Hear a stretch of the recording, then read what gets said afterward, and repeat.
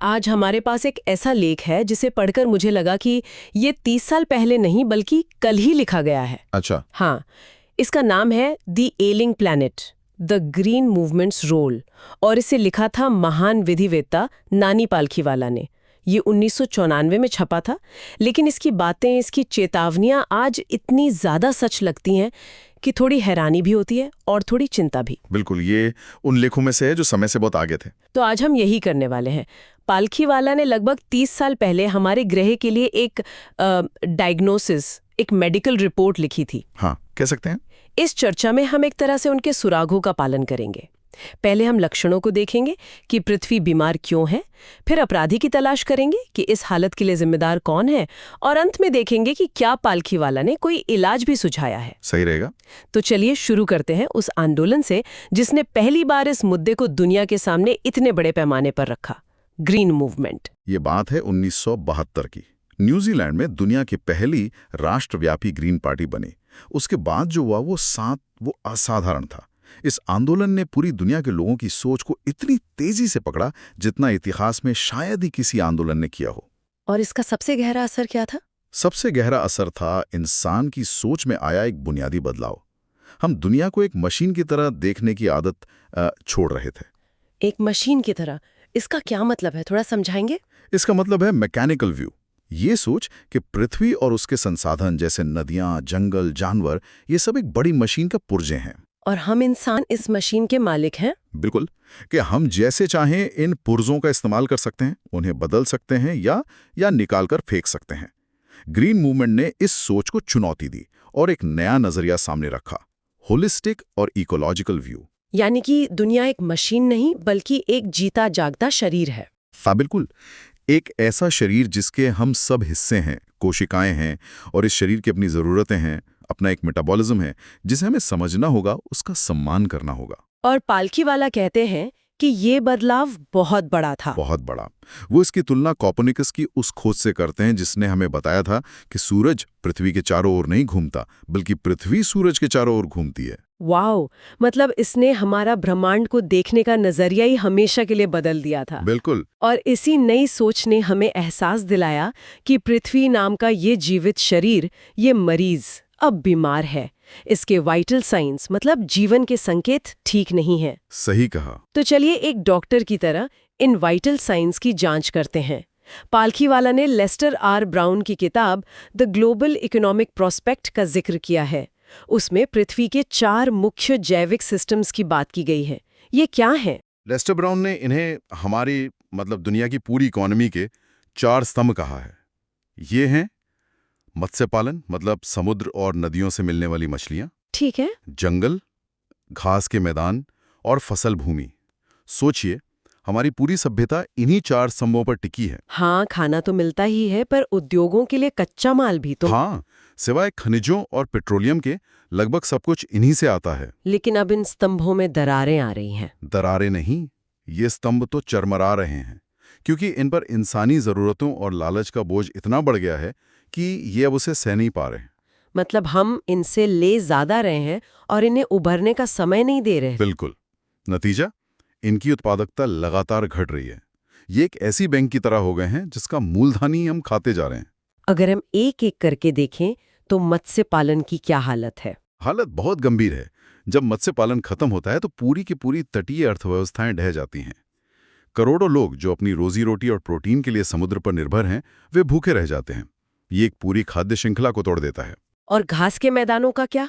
जब वो बंजर रेगिस्तान में बदलते हैं तो पशुपालन खत्म हो जाता है, और जब फसल भूमि की उपजाऊ शक्ति खत्म होती है तो हम अकाल की तरफ बढ़ते हैं। और इन चारों में जंगलों का विनाश, वो शायद सबसे ज्यादा दिखाई देता है और सबसे ज्यादा डरावना भी है। हाँ, पालखीवाला ने इस बारे में कुछ बहुत ही चौंकाने वाले आंकड़े दिए हैं।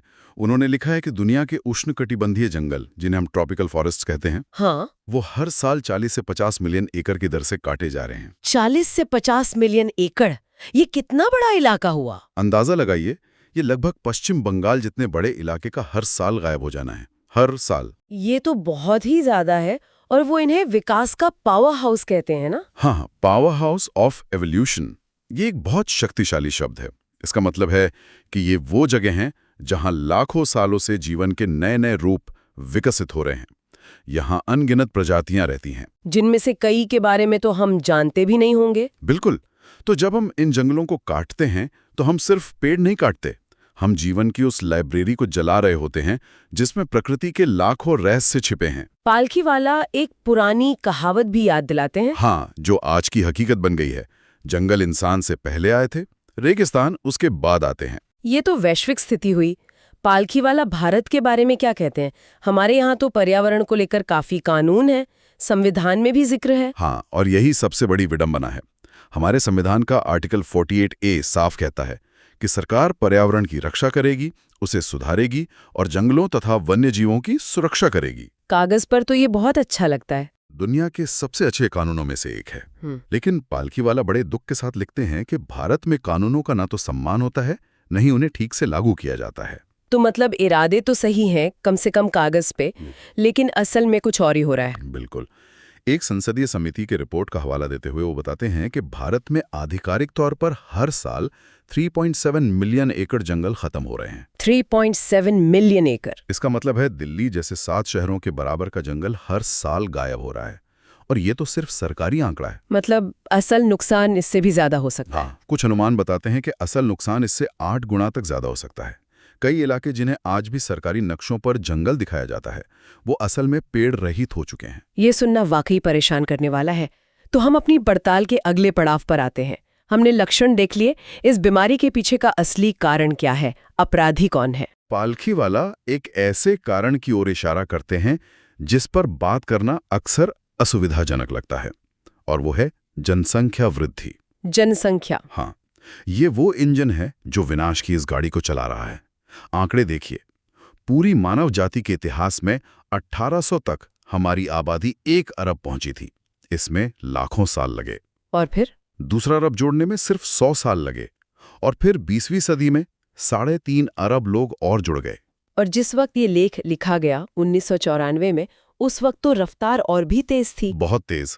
हर 4 दिन में दुनिया की आबादी में 10 लाख लोग जुड़ रहे थे। ये एक जनसंख्या विस्फोट है। लेकिन यहीं पर एक विरोधाभास भी तो है। एक मशहूर कहावत है कि विकास ही सबसे अच्छा गर्भ निरोधक है। हाँ, development is the best contraceptive. कि जैसे जैसे देश अमीर होते हैं, शिक्षा फैलती है, स्वास्थ्य सेवाएं बेहतर होती हैं, लोग अपने आप छोटे परिवार रखने लगते हैं। और पालखीवाला इसी दुष्चक्र, इसी जाल की बात करते हैं। ये सच है कि विकास से प्रजनन दर घटती है, लेकिन अगर जनसंख्या इतनी तेजी से बढ़ेगी कि विकास हो ही न पाए, तब क्या होगा? मतलब जब संसाधन ही कम पड़ जाएंगे। हाँ, नौकरियां नहीं होंगी, स्कूल और अस्पताल नाकाफी होंगे, तो विकास कहाँ से होगा? अमीर और अमीर होते जाएंगे और गरीब। और बच्चे पैदा करेंगे इस उम्मीद में कि ज्यादा हाथ मतलब ज्यादा कमाएं। लेकिन असल में होता है ज्यादा मुंह मतलब ज्यादा भूख और ज्यादा बेरोजगारी। तो ये तो एक तरह का ट्रैप है। विकास के लिए जनसंख्या नियंत्रण जरूरी है और जनसंख्या नियंत्रण के लिए विकास। तो फिर इस जाल से निकलने का रास्ता क्या है? पालखीवाला बहुत साफ शब्दों में कहते हैं कि स्वैच्छिक परिवार नियोजन के अलावा कोई रास्ता नहीं है। और वो ये भी कहते हैं कि इसे बिना किसी जबरदस्ती के लागू करना होगा, लेकिन शायद कुछ कड़े प्रोत्साहनों के साथ। उनका एक वाक्य बहुत तीखा है इस पर। हाँ, वो कहते हैं कि चुनाव बहुत सीधा है, या तो जनसंख्या पर काबू पाइए या फिर गरीबी को एक स्थायी चीज मानकर स्वीकार कर लीजिए। यहीं पर एक सवाल मन में आता है। पालखीवाला जनसंख्या पर बहुत जोर दे रहे हैं, लेकिन क्या ये तर्क थोड़ा अधूरा नहीं है? आज तो खपत मतलब कंजम्पशन की बात ज्यादा होती है कि अमीर देशों में रहने वाला एक व्यक्ति भारत या अफ्रीका के 10 लोगों के बराबर संसाधन इस्तेमाल करता है। क्या पालखीवाला इस पर बात नहीं करते?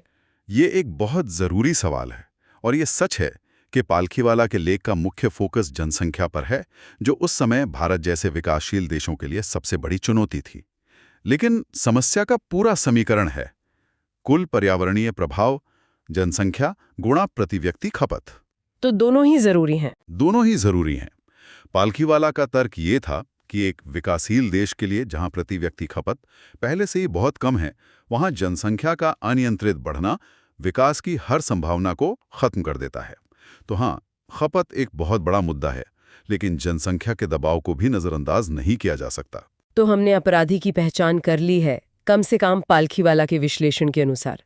ये कोई एक व्यक्ति या कंपनी नहीं, बल्कि हम सब हैं। हमारी बढ़ती हुई संख्या। और यहीं पर वो एक बहुत ही शक्तिशाली कहानी बताते हैं। जाम्बिया के एक चिड़ियाघर की। हाँ, लुसाका के एक चिड़ियाघर में एक पिंजरा है जिसके बाहर लिखा है, दुनिया का सबसे खतरनाक जानवर। लोग उत्सुकता से अंदर झांकते हैं कि आखिर ऐसा कौन से जानवर है। हाँ, और अंदर उन्हें कोई शेर, चीता या सांप नहीं मिलता। अंदर सिर्फ एक आईना लगा है जिसमें वे अपनी ही शक्ल देखते हैं। वाह, ये तो सीधे दिल पर चोट करता है। समस्या बाहर नहीं, हमारे अंदर है। बिल्कुल, ये हमें बताता है कि अब दोष मढ़ने का समय खत्म हो गया है, अब जिम्मेदारी लेने का समय है। और यहीं से पालखीवाला हमें समाधान की ओर ले जाते हैं। हाँ, वो कहते हैं कि हमें प्रभुत्व मतलब डोमिनेशन पर आधारित व्यवस्था से साझेदारी, पार्टनरशिप पर आधारित व्यवस्था की ओर बढ़ना होगा। ये समझना होगा कि हम इस ग्रह के मालिक नहीं बल्कि इसके हिस्सेदार हैं। उन्होंने इसे जिम्मेदारी का युग कहा है, ईरा ऑफ रिस्पॉन्सिबिलिटी। बिल्कुल। साझेदारी पर आधारित व्यवस्था, इसका असल जिंदगी में क्या मतलब होगा? ये सुनने में तो बहुत अच्छा लगता है, पर इसे अमल में कैसे लाया जाए? इसका मतलब है अपने हर काम में ये सोचना कि इसका असर हमारे पार्टनर यानी इस ग्रह पर क्या पड़ेगा। ये सस्टेनेबल डेवलपमेंट का मूल विचार है। ऐसा विकास जो आज की जरूरतों को तो पूरा करे, लेकिन भविष्य की पीढ़ियों की जरूरतों से कोई समझौता न करे। ये सोच कि नदी सिर्फ पानी का स्रोत नहीं बल्कि एक जीवित इकाई है, जंगल सिर्फ लकड़ी का भंडार नहीं बल्कि लाखों जीवों का घर है। हाँ, जब ये सोच हमारी नीतियों में और हमारे व्यक्तिगत फैसलों में आ जाएगी, तब हम साझेदारी निभा रहे होंगे। इसी जिम्मेदारी की भावना को ब्रिटेन की पूर्व प्रधानमंत्री मार्गरेट थैचर के एक कथन में बहुत खूबसूरती से समझाया गया है। हाँ, थैचर ने कहा था, किसी भी पीढ़ी का इस धरती पर मालिकाना हक नहीं है। हम सभी के पास सिर्फ जीवन भर का किरायानामा है, पूरी मरम्मत की शर्त के साथ। ये लाइन तो हमारे मालिकाना हक की पूरी धारणा को ही पलट देती है ना। बिल्कुल। हम सोचते हैं जमीन हमारी है, संसाधन हमारे हैं, लेकिन वो कह रही हैं कि हम मालिक नहीं, सिर्फ किराएदार हैं। और हमारी जिम्मेदारी है कि जब हम ये घर छोड़कर जाएं तो इसे बेहतर हालत में छोड़कर जाएं। हम सिर्फ केयर टेकर हैं। और लेस्टर ब्राउन, जिनका जिक्र हमने शुरू में किया था, उन्होंने इसी बात को और भी मार्मिक ढंग से कहा है। हाँ, हमने ये पृथ्वी अपने पूर्वजों से विरासत में नहीं पाई है, हमने इसे अपने बच्चों से उधार लिया है। इस एक शब्द में सब कुछ है। जब आप कोई चीज विरासत में पाते हैं तो आप उसे जैसे चाहें इस्तेमाल कर सकते हैं, लेकिन जब आप कोई चीज उधार लेते हैं तो उसे उसी हालत में या बेहतर हालत में लौटाना आपकी नैतिक जिम्मेदारी बन जाती है। तो हमारी ये पड़ताल यहाँ खत्म होती है। हमने देखा कि कैसे नानी पालखीवाला ने दशकों पहले ही ग्रह के बिगड़ती सेहत के लक्षण बताए, जनसंख्या विस्फोट को मुख्य कारण माना और अंत में जिम्मेदारी और साझेदारी में इसका समाधान खोजा। लेकिन उन्होंने एक उम्मीद भी जगाई। उन्होंने बताया कि अगर हम दुनिया को एक मशीन की तरह देखना बंद कर दें और इसे एक जीवित शरीर की तरह समझें, अगर हम टिकाऊ विकास के महत्व को अपनाएं और एक जिम्मेदारी का युग शुरू करें, तो इस बीमार ग्रह को बचाया जा सकता है। ये सिर्फ इंसानों के बचने की नहीं, बल्कि पूरे ग्रह के बचने की लड़ाई है। देशों में पर्यावरण की रक्षा के लिए कानून हैं, लेकिन उनका पालन नहीं होता। तो क्या हमारे ग्रह को बचाने में असली बाधा कानूनों की कमी है या सामूहिक इच्छा शक्ति की? हम समस्या भी जानते हैं और समाधान भी। ये हम दशकों से जानते हैं। तो फिर हमें अमल करने से कौन सी चीज रोक रही है?